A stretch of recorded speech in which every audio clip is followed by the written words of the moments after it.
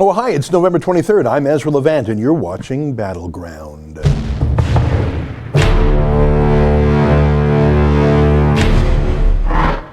Well, hello, my friends, and if there are any enemies, though I doubt it, what a pleasure to see you. It's Friday at 12 noon, which means it's time for my weekly Super Chat. You know, I used to do this every day at 12 noon, and it was truly the highlight of my day. It was fun. I got to interact with viewers, but my travel schedule, and just the schedule here just made it impossible to set aside an hour every day, but we have been keeping to it every Friday, and I love it because it's unscripted. I mean, I do a show every day at 8 p.m. Eastern. It's heavily produced, lots of, visual elements. I read from a teleprompter script that I write myself, of course. I do a long-form interview, but this is easy peasy, grassrootsy.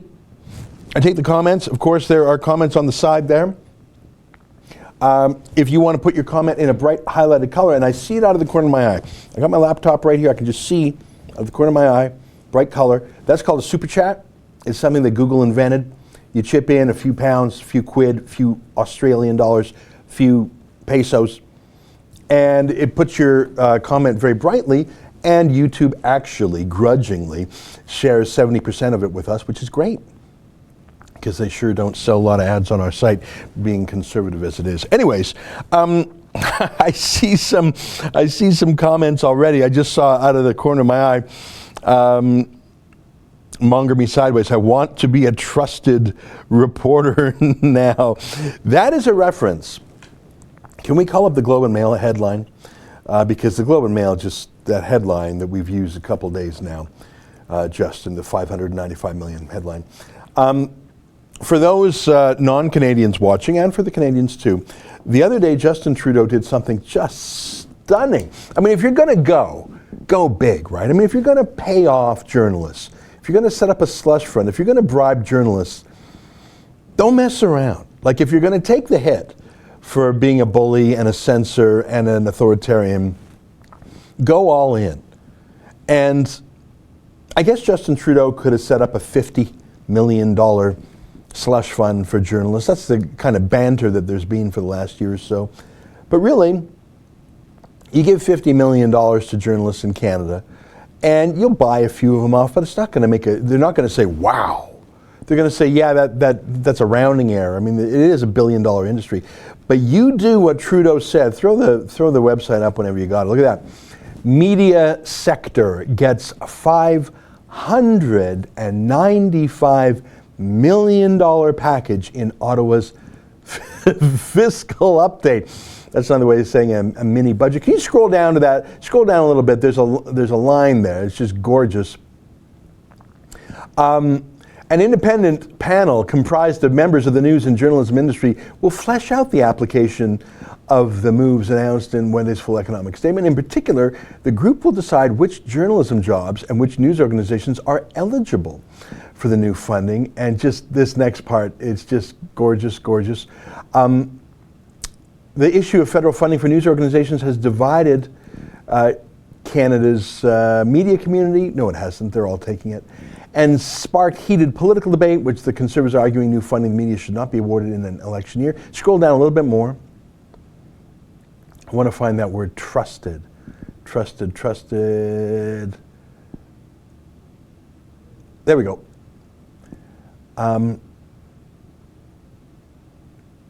Where's the line there? There it is.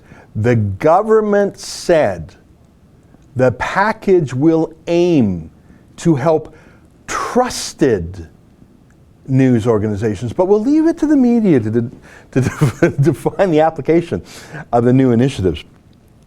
So Trudeau will handpick his new media czars, and they will hand out $595 million, but only to trust him. Now, what's a trusted journalist? Is Jim Acosta of CNN a trusted journalist? Well, CNN trusts him, and I imagine some CNN viewers trust him. Does Donald Trump trust Jim Acosta? No, he hates him. And that's okay, because to be a trustworthy journalist in the eyes of a politician, you have to be compliant and submissive and safe, which means you have to really not be a journalist at all. Am I right on that? But I don't like Jim Acosta. I think he's shallow. I don't think he's particularly clever. I think he's a showboat. I mean, I suppose all those things can be said about me or almost anyone. I don't think he's a particularly effective journalist. I actually don't even think he breaks a lot of news. He likes to get the attention, and fair enough. But the one thing you can say about him is he's not trusted, because if you're a trusted journalist, in the eyes of a politician, you're not going to report things he doesn't want. Then you're a stenographer. Then you're a PR flag. When Justin Trudeau says, I'm going to give $595 million out, but only to trusted journalists, he doesn't mean trusted by viewers. He doesn't mean trusted by readers. He means trusted by him, not to poke around, not to embarrass him, not to do investigative journalism, not to follow up, say, that sexual assault, when Justin Trudeau sexually groped a young reporter named Rose Knight in the town of Creston, BC. Bury that. Bury that. That's what he means by trusted. That's what he means by trusted. And what do you think journalists did? Well, like I say, if this was a $5 million prize, no one would care. If it was $50 million, yeah, interesting. But $595 million, they will all take it. Every last one of them. And I said this to my friend David. I see a super chat. Let me just go to it. Primpal08 got my Rebel plaque and pins yesterday. Very nice. Oh, thank you so much for that. Yeah, just by the way, folks, when we hit 1 million subscribers, we sent some of our super fans and super donors a little plaque and pins, and I'm glad you got that. That's great. I was talking about this massive buy-off of Canadian journalists. In the 2016 elections, there has been much made in the United States. There's been much made about so-called Russian interference. An entire industry has been built around those allegations. Robert Mueller, special counsel, looking into things, huge staff, tens of millions of dollars spent, mountains of paper, rivers of ink written about it. And so far, no evidence, other than a couple of Facebook posts by some Russians that were really, in fact, there was some protests in Dallas, pro and con were both funded or promoted by the right. I think the total expenditure by Russians on Facebook in the 2016 elections was like $100,000. In a country of over 300 million people, $100,000. And they were just riling things up. It was sort of stirring up trouble. It wasn't even pro-Trump or pro-Hillary. $100,000. Compare that to $595 million in a country 1/10 the size. You dump $595 million in a media buy. It's really a media buy. Less than a year before the election, you have meddled more than all meddling combined. You know, I haven't checked the formulas, but in Canada, there's a limit to how much political parties can spend in the elections. I'm going to guess it's around $30 million. I'd have to check. I might be a little bit out of date on that. $30 million is about $1 per citizen, and then there's other ways that funding can come in. But all the parties combined, probably not much more than $100 million. It's a country 1/10 the size of the States, so that would be like $1 billion in the States, which is not too far. I mean, Hillary spent about $2 billion, Trump spent less than $1 billion, but it's in the zone. Justin Trudeau gave the media party 5 times as much as all the actual political parties combined. It's incredible, and the watchdogs, the people who would normally be on guard for election meddling, well, they've just been bought off, haven't they? Let me just make sure I haven't missed any super chats. I mentioned the one by Primpal08, thank you.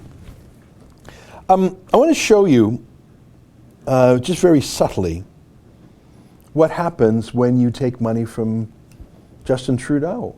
I'm going to show you Rosemary Barton. You can put the selfie pic up, the selfie picture. Here's Rosemary Barton, who, I mean, not a lot of people watch it, but she hosts a nightly newscast on CBC called The National. Here she is, fangirling. That's her on the left, taking a selfie with Justin Trudeau, all smiles.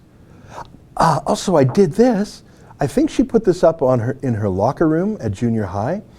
And she's got another copy of it in her hope chest. She daydreams about it, and she scrawled RB plus JT in a heart on a tree somewhere. Like, that's not a journalist doing that. That is a fangirl, and it's very much an obedient, subservient, submissive government journalist. That's not a journalist. Would Jim Acosta do that with Donald Trump? No, of course not. And what does that look like in reality? Well, let me show you just a little clip of that same Rosemary Barton just yesterday, talking about the failure of Justin Trudeau to rein in spending. In fact, the deficit is enormous. This is just a 5-second outtake from her on TV. What is it like when you have a fangirl being paid to be an independent journalist, but she's not independent because she, at the CBC, gets $1.5 billion a year from Trudeau? Here's what that looks like. After the plan comes the sell, and that's what the government was out doing today, trying to convince Canadians that going deeper into the red will ultimately be good for the economy. So, do deficits even matter these days? Don't think so. And what to make about those tax credits for journalism? At Issue is here to dig. Do deficits even matter these days? Don't think so. Yeah, I don't think so. I mean, that's what JT said. And he said it with some little hearts in his... in his Snapchat chat with me, and I love him. Look, that's a journalist you can trust, am I right? If you're Justin Trudeau. You can't trust a government journalist if you're a citizen, any more than you would trust a bureaucrat or a politician. One of my favorite photos of all time, can you show the Althea Raj, Paul Wells photo? One of my favorite photos of all time for the Canadian Media Party is this Facebook photo. That's Paul Wells of the CBC and Maclean's on the right. That's Althea Raj of CBC and Huffington Post on the left. And who's that idiot sticking his tongue out? As he always sticks his tongue, who's that idiot sticking out his tongue? That's JT. I love you. I love you, JT. And the problem with this familiarity is they're journalists he can trust. Am I right? If you're Paul Wells or Althea Raj and you're joking around with JT, I mean, of course they don't call him Mr. Trudeau. Of course they don't call him Mr. Prime Minister. Of course it's Justin. And they have that kind of intimacy with him because they're ideological friends, but because he pays them. He's their boss. Do you think they would ever ask him a tough question about, for example, his sexual assault on that Rose night? Do you think they would ever do an investigation into him or his cabinet? Or do you think rather they would transmute, they would sublimate their skepticism, their interrogations away from him, but to show they're really accountability journalists, they would really hold to account, I don't know, the leader of the opposition, Andrew Scheer, Jason Kenney, most likely Donald Trump. So you have all these natural journalistic instincts of questioning and investigating and challenging and being skeptical versus the human instinct of, oh my God, I need to be paid. Oh my God, I need to pay rent. Oh my God, I need to pay my credit card bills. So obviously being paid trumps journalistic ethics for these folks, but they have to express their journalisming somehow. So they take it out on Trump. I mean, there was more coverage of the Kavanaugh Supreme Court nomination confirmations in Canada than we've had for pretty much any domestic political matter in Canada in 3 years by the CBC and the other media. They were obsessed with it. Yeah, I was interested in it too, but this is what happens when the Canadian media is not allowed to hunt Canadian politicians because they're not trustworthy and they won't get the money if they do that. So Trudeau trusts that the CBC will go after his enemies. It's very perverse. A couple more super chats. Primpal 8 says, CBC, we need another $400 million from taxpayers to make up for lost revenue because few are watching us anymore. That's not a joke.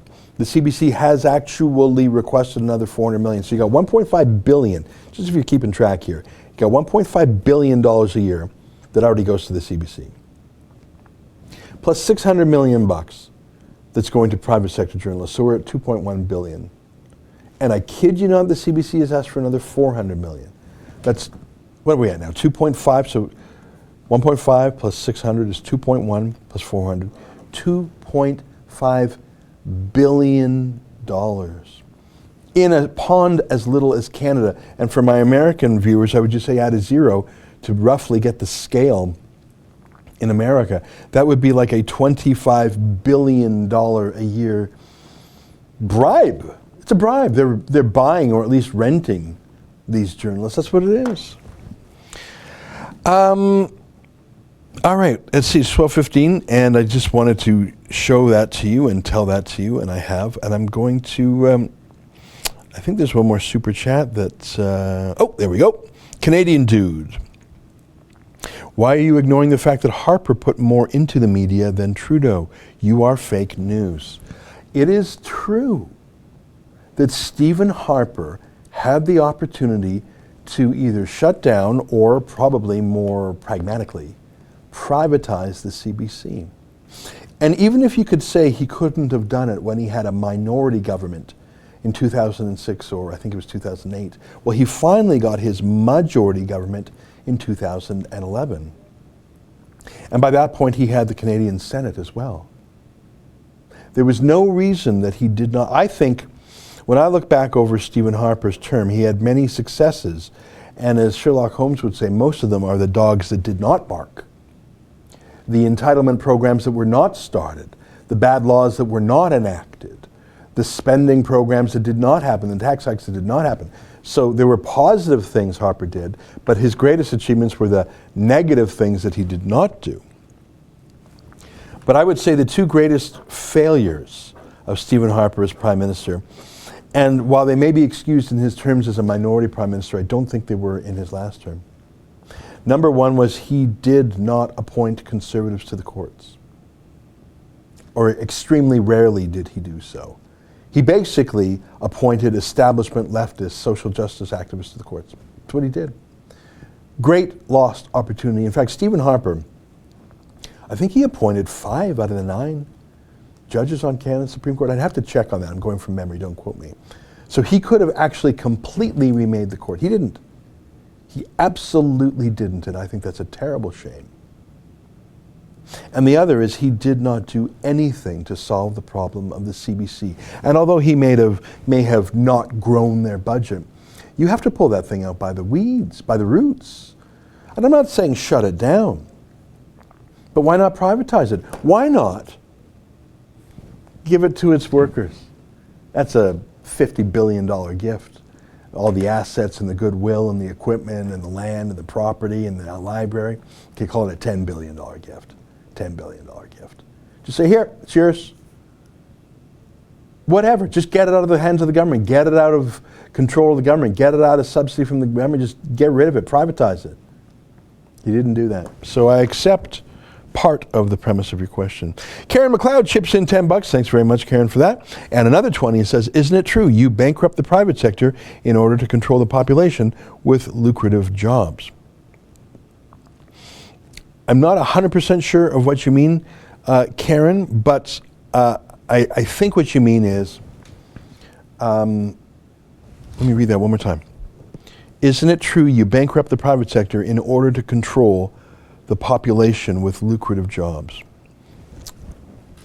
Okay, are you talking about the media? And by you, do you mean Justin Trudeau? If that's what you mean, I'll answer by saying it's very difficult for the media to survive in 2018. The legacy media, newspapers, very difficult. Even radio is having a tough time. Everyone's getting their stuff on podcasts or live streaming or whatever, streaming. Even websites are having a tough time. Even American websites, even Vice is having a tough time. And so, if your competitor, your rival, your crosstown, analog is taking the money and you don't, well, then your job just got harder. If you got 2 newspapers in the same town, like Toronto, you got the Daily, you got the Toronto Star, you got the Toronto Sun, you got the Globe and Mail, and I guess you got the National Post, Financial Post. So you got 4 newspapers owned by 3 companies in Toronto. If 2 of those companies take Trudeau's payoff, and one doesn't, well, they're in an even tougher financial situation. And all the media companies in Canada are losing money, as you probably know. All of them are. So I think that's your point, Karen, and forgive me if I've missed it. By corrupting the media to make them take the slush fund, not only you're buying them off, but you're putting competitive economic pressure on those who don't take the dough. Eagle's Nest chipped in $100. What an amazing, amazing gift. Thank you very much, Eagle's Nest. That's very nice of you. If you have a question or comment, put it, and I'll do my best to come to it. But let me say one more thing about Karen. And I see there's another super chat from Dave McCall. I'll get to that in a second. Can I tell you what I told David Menzies earlier today? And I don't want to sound over dramatic, but I know a little bit about the former Soviet Union. I know a little bit about the Soviet bloc and the Stasi. I don't call myself an expert, but I know a little bit about it. Some of what I know is firsthand from former Soviet dissidents. Some of what I know is just from reading. And some of what I know is just from reading books and movies. But I know a little bit about it. And can I recommend a movie, by the way? Let me just... there's a movie. Can you get the trailer for the movie called The Lives of Others? 2006 movie. I'd like to play that trailer in a second. That is the best movie I've ever seen about communism. And I want to show you the trailer. And one of the themes in that movie is betrayal. And I'll show you that trailer in a minute. Because how do you break a dissident? How do you break someone who's against the government? If you attack them, do they not get stronger? Even if you kill them, God forbid, you turn them into a martyr. And you show that you, the government, are afraid of this dissident, right? So it's a challenge. It's a cultural, psychological perception challenge. How does because a dissident, at a certain point in time, has power in their own powerlessness. Isn't that the story of Gandhi, a little bit? The Brits, were too kind and too civilized and moral to take him out brutally. Let me use other examples of the Soviet dissidents, the refuseniks, Sakharov, Sharansky. If Russia were to have killed them, if the Soviet Union were to have killed them, it would prove that they were tyrants. It would prove how brutal they were, and it would have turned them into heroes. So the best Russia did is sort of shove them away to Siberia. But there is a way to destroy a dissident, and that is to get them to corrupt themselves. And there's a real subtext of that in the book 1984 by Orwell. And you're thinking, Ezra, what are you talking about? You're going on about the Russians, you're going on about the Soviet Union, what the hell are you talking about? Let's say you're a newspaper like the National Post that was born to be a conservative antidote to the liberals. Let's say the Financial Post, where you have skeptics on the theory of man-made global warming, where you have skeptics about the soft-on-terror approach of Trudeau. Let's say you've got a principled newspaper like the Toronto Sun, my favorite newspaper in Canada. You can try and smash those, you can try and fight those if you're Trudeau, but it's like judo, I suppose. The harder you punch against them, they can use that judo to push back at you, right? Or to use your own strength against you. But if you're Justin Trudeau and say, all right, I can't crack them, I can't beat them, I can't crush them, but I'll give them $10 million or 20 million or 50 million or collectively 595 million. And by taking that money, it's either an explicit quid pro quo, as with that woman I showed you earlier, Rosemary Barton, or you've taken away their moral authority because now they're in on it. The National Post, for example, has railed against Justin Trudeau's handouts to corporate welfare addicts like Bombardier. Well, now Post Media, the National Post, Toronto Sun, are corporate welfare addicts too. So how can they ever again criticize? Because now they're conflicted, now they're corrupted, now they have voluntarily agreed to sell out their moral authority for some temporary relief, for a few pieces of silver, as Jesus might say.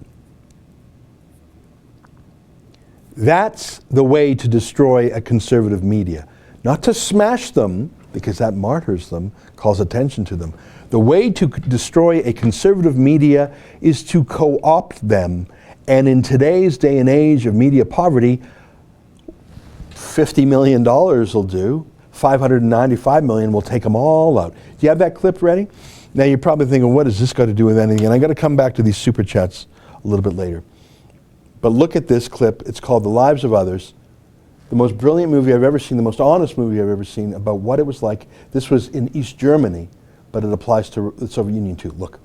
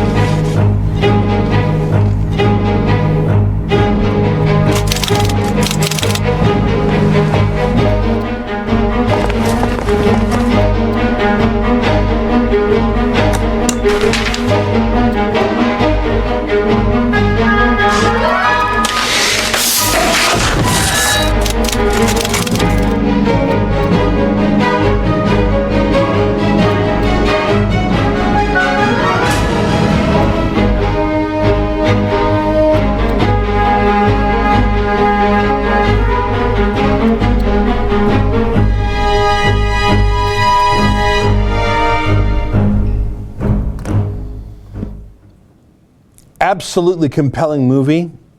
Now, it's a work of fiction. I acknowledge that. Of course it is. But the underlying story is exactly how things were.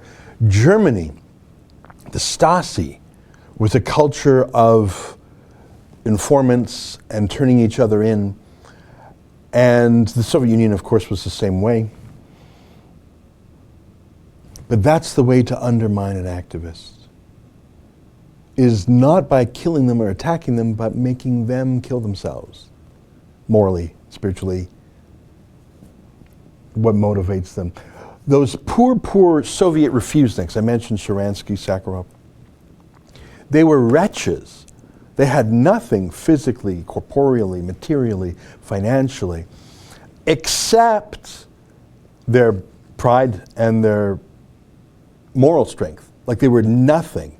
They were in prison, but that one thing they had left in their mind and their heart was so powerful.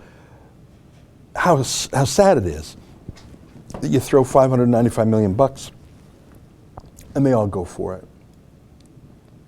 Except for us. Can you put up youcan'tbuyus.com? I think we may be the only media outfit in all of Canada. So we set up this website called youcan'tbuyus.com. Just scroll down a bit. So, I'm just telling the story about Trudeau, slush fund, and we're really the only folks who aren't for sale. I got a little video there where I explain it. You're welcome to go to youcan'tbuyus.com if you want to know more. So that's that. Let me catch up on, I think I missed a super chat. I see one about the former Soviet Union.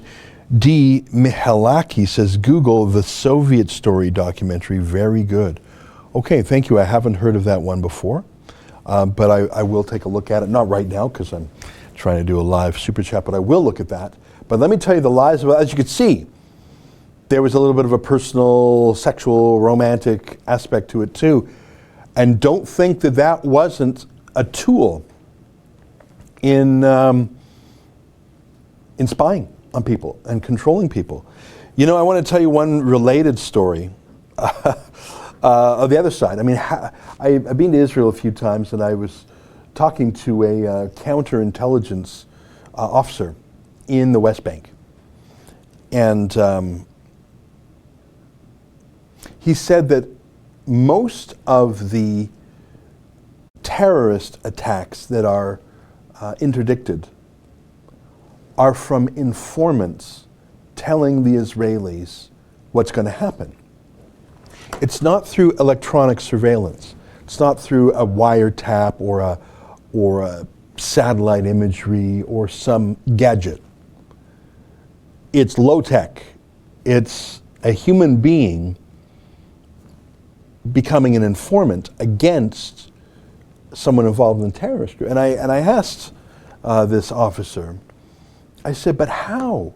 This is, surely it's not just about cash, $5,000, $10,000. I mean, I suppose that's a lot of money in the West Bank, where the annual income is probably $10,000 a year.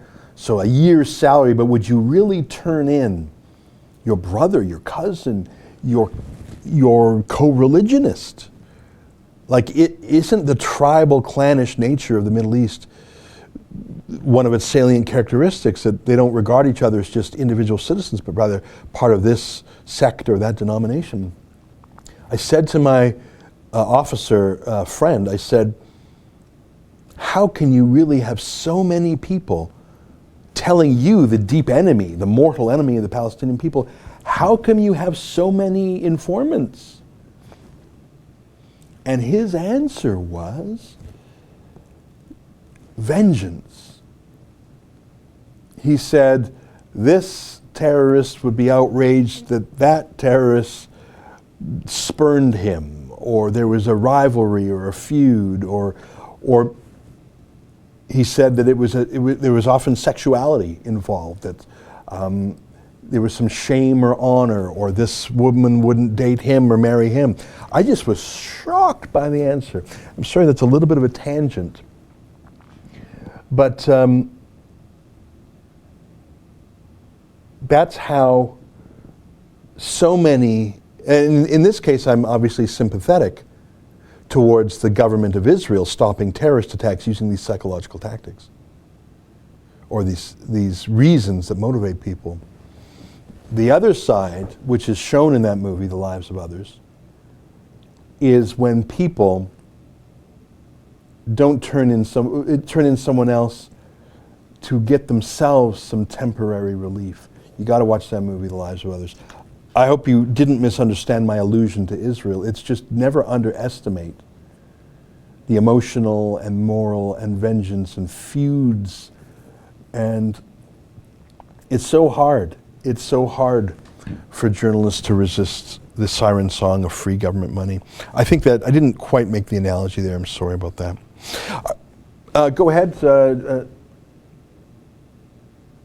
All right. I'm told by my friend Justin that I should suggest that the goal of YouCan'tBuyUs.com is to raise 1/1000th of the money that Justin Trudeau is giving out to our competitors. He's giving out $595 million. I'd be happy with $595,000. We'd fix up the website a bit, hire a reporter especially to cover the looming 2019 election campaign. We would actually do a little bit of marketing. We would do a lot of journalism with it. So that's what my friend Justin suggests mentioning, and so I have. Let's go back to the live chat. I think my Israeli analogy there was not perfect. Okay. Tez C. UKIP. It's Gerard Batten is condemned for working with Tommy Robinson, our hero. Why? I've been following that. Can we call up Nigel Farage was talking to Nick Ferrari on LBC. Can you get that clip? And let me know when you have it. So a lot of our viewers know Tommy Robinson. He used to work for the Rebel. We parted ways fairly amicably. And then he got in trouble with the law. Again, he was thrown in jail illegally. That's not my opinion. That's the Court of Appeal of the United Kingdom itself said it was improper. So we sort of joined forces with Tommy again. I won't go over that because you probably know the story. And Tommy, there's an example of a guy who won't bend the knee. You know what? There's a segue. So Tommy, they're throwing everything at him, but he won't bend the knee, right? And so he's bigger than ever. In a way, I don't want to overstate the analogy, but it seems to fit. He's like a Sakharov or a Sharansky. He won't cave for a few bucks. He won't bend the knee for $1,000. He won't turn in his friends. He won't renounce his beliefs. So they couldn't break him. And in fact, the punishments they threw at him, he lost 40 pounds of weight when he was in prison in solitary for 10 weeks, only made him stronger. It's just, and I'm sure you could find a little clip of it on Twitter video. It's just Nigel Farage talking to Nick Ferrari about Tommy. So Tommy's bigger and stronger than ever because he didn't corrupt himself. That's why people love Tommy, because he did not corrupt himself, and you can imagine the pressure on him to corrupt him, to make him sell out. And you know he didn't sell out because you saw the physical punishment he took in prison. That's the utter proof of it, isn't it?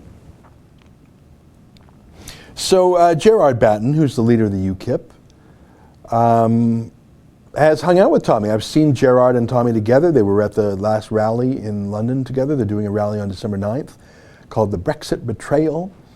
And Gerard has said he wants Tommy to be an informal personal advisor on issues of Muslim rape gangs and prison situations, including gangs in prison.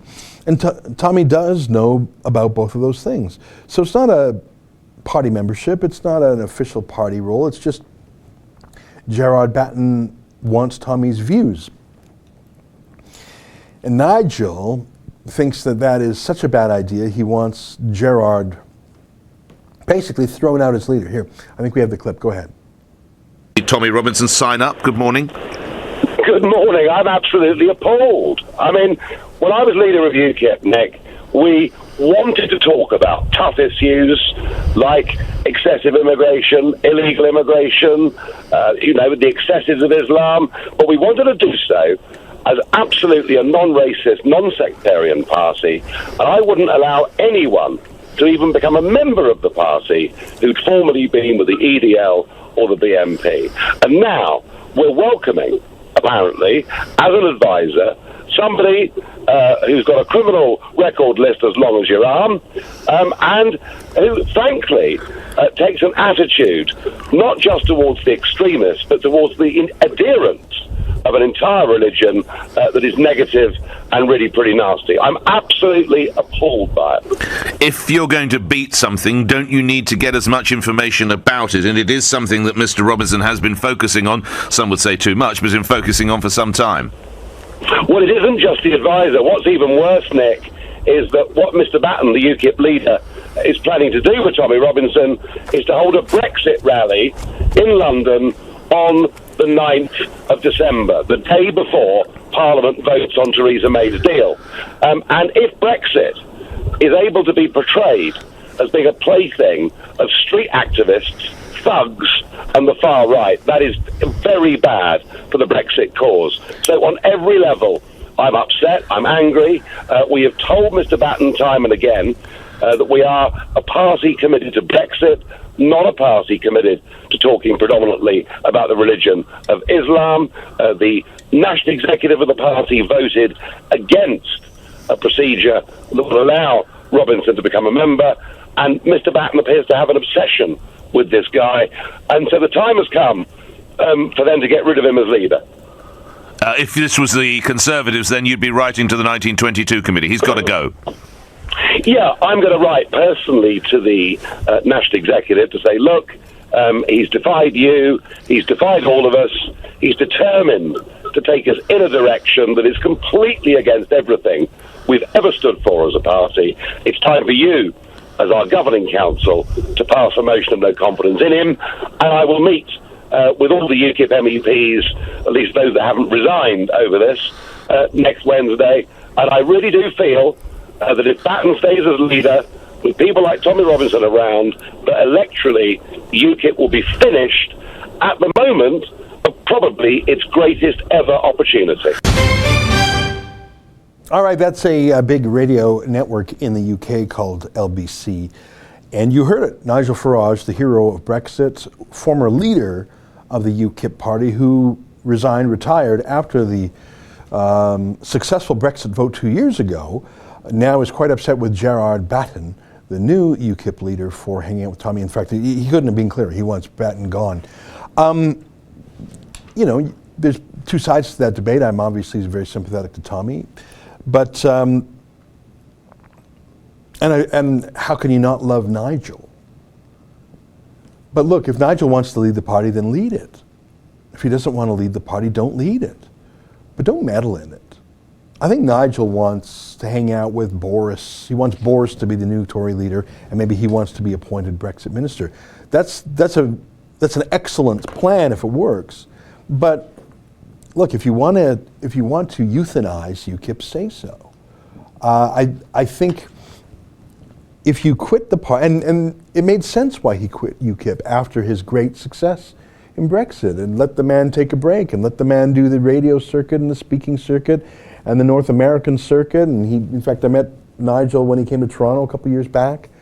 How are you not going to love Nigel? But choose a path, and I don't think you can want to be the decision maker for UKIP if you don't have any skin in the game. You know, no one had more skin in the game than Nigel, but then he sort of took a victory lap and retired.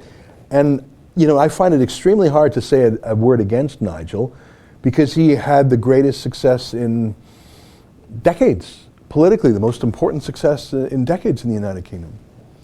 But either run the UKIP or don't stand aside, hope it withers, and then poke it when the new leader wants to do something new. I don't know if it makes political sense for Tommy to be in the UKIP. I mean, I like Tommy. I don't know if Tommy's built to be a member of a political party. He's too much of a Lone Ranger. To be candid, that's why we said goodbye to him when we did earlier this year. I know what it's like to try and be Tommy's boss. Tommy ain't got no boss, never has, never will. And when you're in a political party, you have to be a bit of a team player, and you can't go rogue, and you can't be risky and dangerous. And that's the things we love about Tommy. And so maybe there is an argument to be made he ought not to be in the party, but ought that choice not to be made by those who still have skin in the game? Gerard Batten has skin in the game. He's helped save the party from near bankruptcy.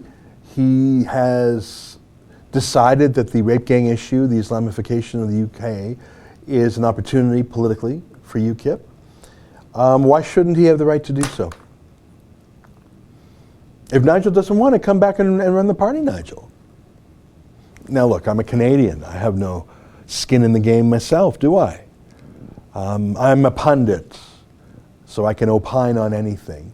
At the end of the day, this is a decision for Brits and for party members of UKIP. But that's sort of my point here. I don't even know if Nigel's still a party member. I assume he is, actually, come to think of it. All right. Let's see if we have any more comments. Engine Kid 88, the UN's Global Compact for Migration, Refugees and Migrants states that all signatory nations must outlaw negative comments about immigration. We need to stop it now. Okay, I know exactly what you're talking about. I have to say, I first heard about this on a super chat. Maybe some of you were watching that day. Someone said, what do you make of the Marrakesh statement or whatever? And I thought they were talking about the UN Global Warming Conference in Marrakesh 2 years ago. Because I don't know anything about Marrakesh, other than we sent Sheila Gunn-Reid to report from that city at a UN conference there 2 years ago. So that's what I assumed when someone on Super Chat a couple months ago brought to my attention. And then I have since learned what it means. So thank you, there you go. Grassroots information for me, because you're not going to read about the UN Migration Compact reading the Toronto Star or the CBC, are you? No. And if you do, it'll be all, sunshine and angels. I expect to make an announcement on Friday about our plans to cover that in Morocco. So I have gone from not knowing anything about it to making a decision with our team here that we are going to send a little team to Marrakesh, Morocco, to attend this UN conference. They'll probably try and keep us out. That won't stop us. So thank you for raising it. I'm not ready to give you the details yet, but I expect we will be ready to give you the details on Monday. Let's see what we got here. Maxim Cipher, UN Migration Pact is being fought against at least now, but it might just be hot air at the point of no return. Well, there's a list of countries who have opposed it. Israel has opposed it. I'm pretty sure Trump has opposed it. I think Hungary and Poland have opposed it. In fact, I think Australia opposed it. I'm going from memory here. Correct me if I'm wrong. So, in fact, a lot of countries that are had the splash of cold water are thrown in their face by the hard realities of mass borderless globalist migration. They're saying no, we're not giving up more sovereignty. But Canada, can you pull up a picture of Trudeau and Soros, the one we always use? Trudeau and Soros are not just casual, hey there friends or Facebook friends, they're deep connected friends. One of the first meetings that Trudeau had after becoming Canada's Prime Minister was in New York City with Soros. We'll put that picture up, put it up as soon as you find it, you guys. It's not just photo ops though. Soros's open foundations, open society foundations, there you go. Soros talks, Trudeau listens and acts. Incredibly, Trudeau has outsourced Canada's immigration policy to the Open Society Foundations, and that's not speculation or conspiracy theory. I'm going to send you guys the URL because you won't find it on your own.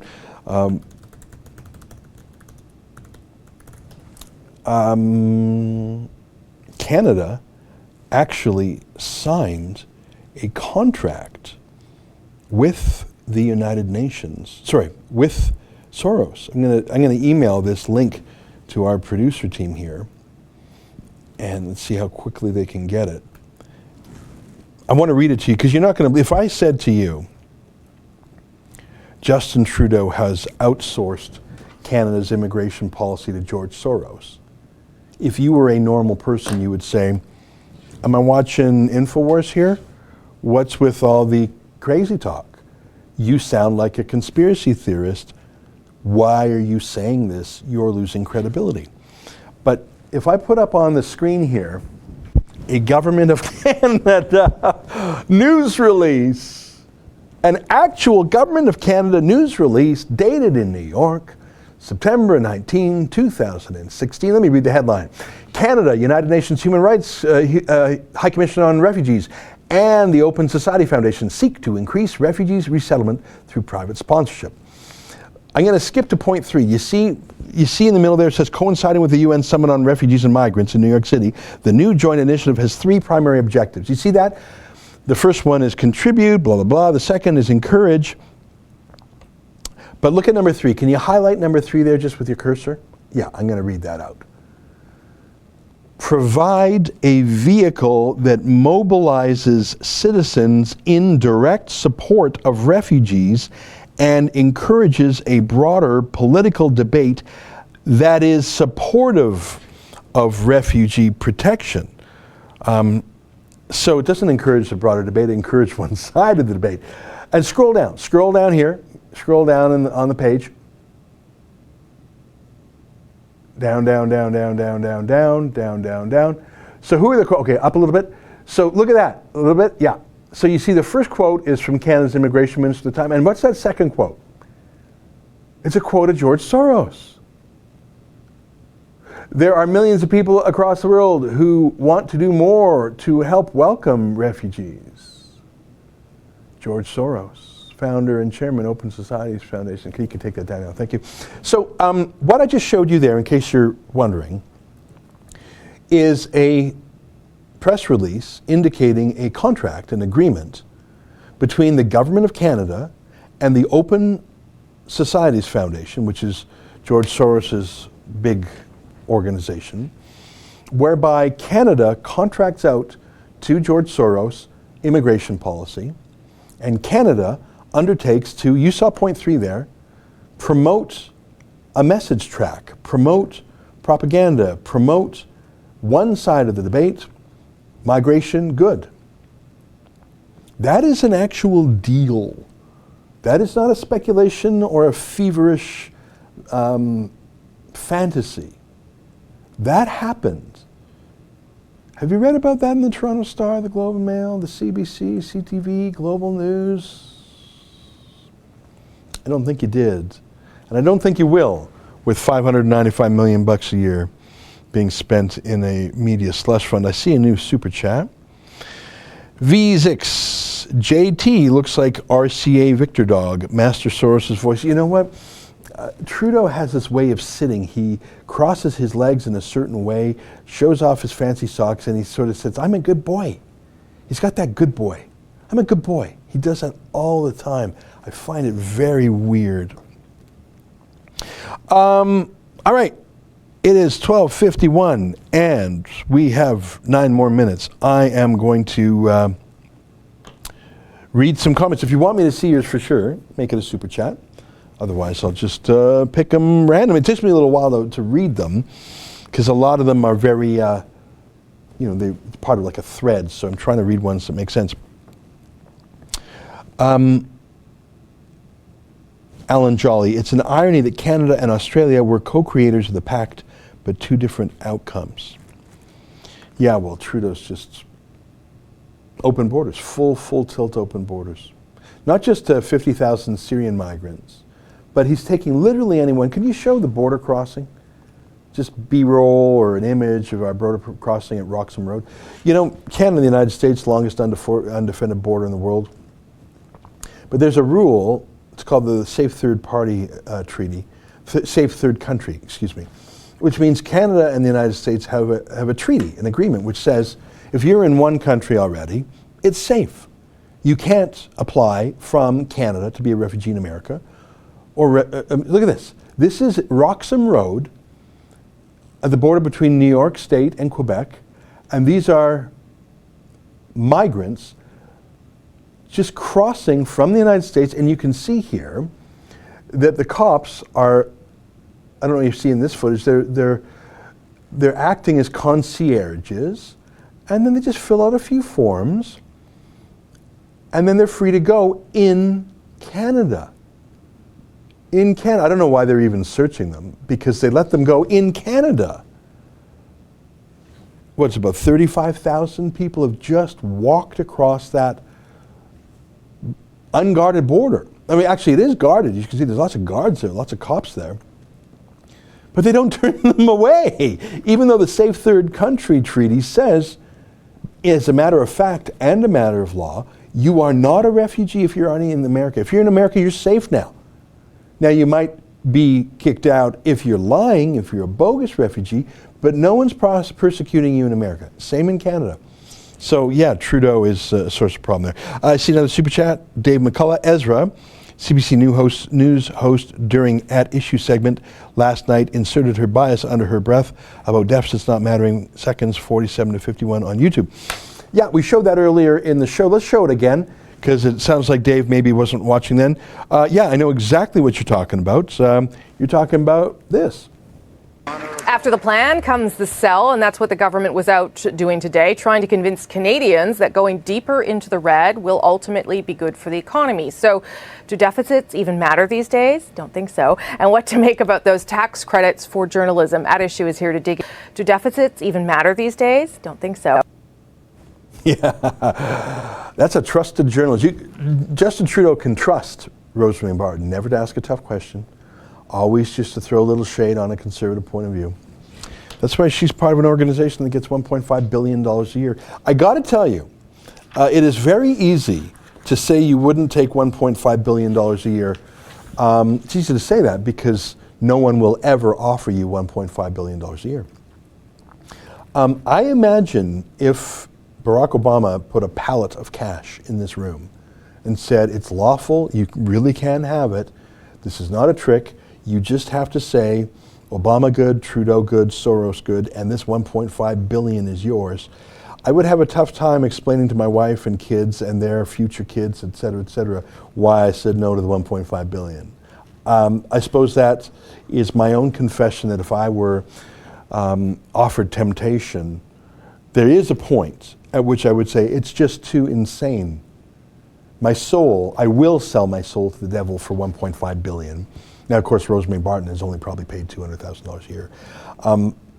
I'm speaking hypothetically, speculatively. Obviously, $1.5 billion would never come my way. 1 million would never come my way. And even if 1 million came my way, I don't think I would sell my soul for $1 million. My point is, those of us who say we wouldn't, we will never be tested. Paul Godfrey, David Aiken, Chris Selle, Chantal Hébert, Paul Wells, all these people who say, oh, I don't like government bailouts, but take them. They were tested and they failed.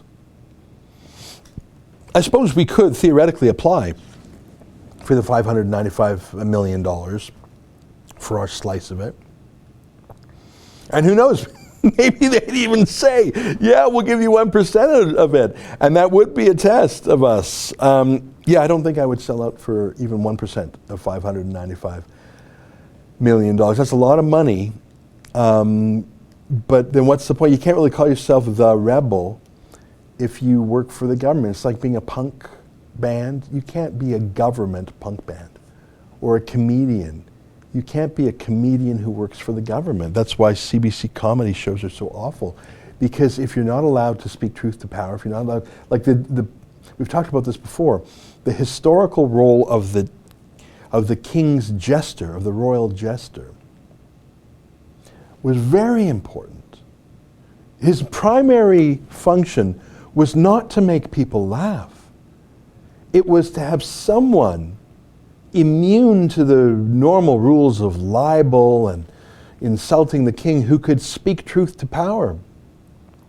Don't think that the role of the jester was just to do fart jokes, although there were official farters too, and we won't get into that today. The role was to say things that the king needed to hear that no one else had the courage to say because they would be punished. The court jester had immunity, and he could speak bluntly, in fact viciously, to the king in a way to shock him to his senses, perhaps, if all the flatterers around him could not. So you can't be a government comedian, you can't be a government punk band, and you cannot be a government journalist. If you're a government journalist, that adjective and noun don't go together. A government journalist is, it's like jumbo shrimp. It's not a thing. It's not really jumbo if it's also shrimp. If you're a government journalist, you're really more government than journalist. Because all those moments where you would be a true journalist, you can't do it. As Trudeau said, as we showed you in the Globe and Mail article 45 minutes ago, he's got to trust you. No. There's a super chat I think I missed. Let me just find it. Fraser McBurney. Hi, Fraser. Thanks again for chipping in. I know you've done that before. Trudeau has spent $30 million on Rideau Hall and $3 million on the janitor's house. Unbelievable. Well, it's actually completely believable. And I long for the days of Bev Oda's $16 orange juice and whatever Mike Duffy was falsely accused of doing. I don't even remember the details now. They were unimportant, weren't they? It was just about getting Harper out. So yeah, I mean, the $30 million is the least of it. Well, it's 12:59. I just have 1 minute left. I'll just randomly pick a comment. JD says, please stop it with the idiocy. JD, you could be talking about me, you could be talking about Trudeau, you could be talking about another commenter. In all cases, you would be probably both right and wrong. So that's sort of an evergreen comment. I have time for one more. MD Proul, government journalist is in communist countries, folks. Yeah, that's the thing. And the irony is, I mean, I follow RT, that's Russia Today, on my Twitter feed. Half the time it's so I know what Vladimir Putin's thinking and doing. But I have to admit, 10% of the time, because they report news in the West, that our own state broadcaster, the CBC or the BBC or the Australian Broadcasting Corporation, or most German TV stations are government run too, by the way, I should tell you. And you can tell. Once in a while, RT tells you something about the West you didn't know, because, of course, they're hostile to the West. And that's how you find truth, the clash of ideas. I know when I'm watching RT that I'm getting Vladimir Putin's view on the world. I know that. But sometimes you need an enemy truth teller to say things that your domesticated pets in the West won't say about Trudeau or their own governments. So 1 out of 10 things I read on RT is actually useful to me. I take it with a grain of salt because it comes from Putin, but it talks about an uncomfortable fact in the West that our own domesticated media will not. Well, I see by the clock on the wall, it is 1 p.m. I'd like to thank all of our Super Chat donors, especially our most generous $100 donor. That was just amazing. Thank you so much for that. And that was from Eagle's Nest. I appreciate that, whoever you are. That's it. I'll have more, as I do every day at 8 p.m. on my nightly show Behind the Paywall. Until next time, on behalf of all of us here at Rebel World Headquarters, to you at home, goodbye, and keep fighting for freedom.